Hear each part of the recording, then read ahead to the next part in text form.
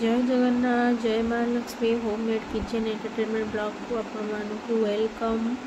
आपण मैंने केमती अच्छा भल अच्छा मु भी भल अच्छी भगवान को डाकुची आपण मैंने भी भलरे थांतु आपण मान दुख कष्ट सब दूर हो जाऊ सब मत ही दे दिंतु आपण मैंने भल थांतु।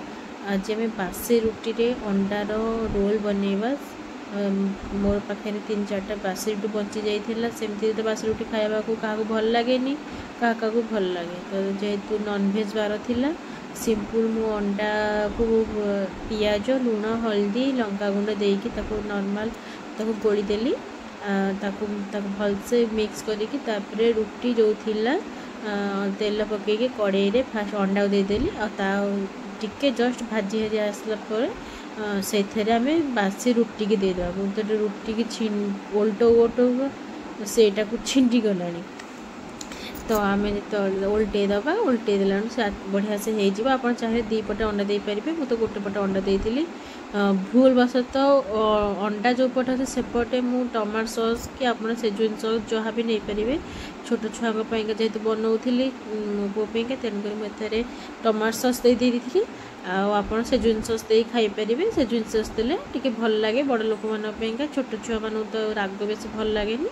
तो आपण मैंने टमाटो सॉस दे पारे। तो जो पटे अंडा थिला से पटे आप टमाटो सॉस देकी पियाज देकी खाइबे नाई तो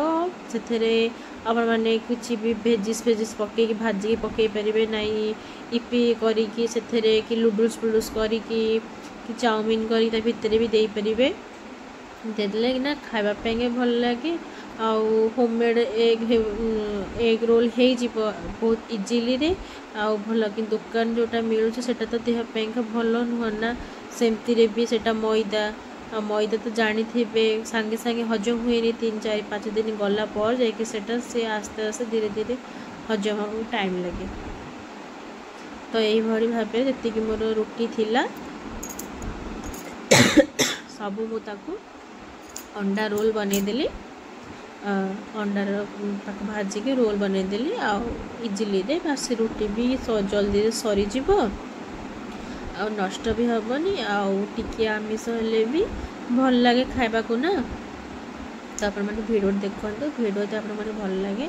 भिडियो शेष लाइक करेंगे शेयर करेंगे कमेंट करने को जमा भूलें रही।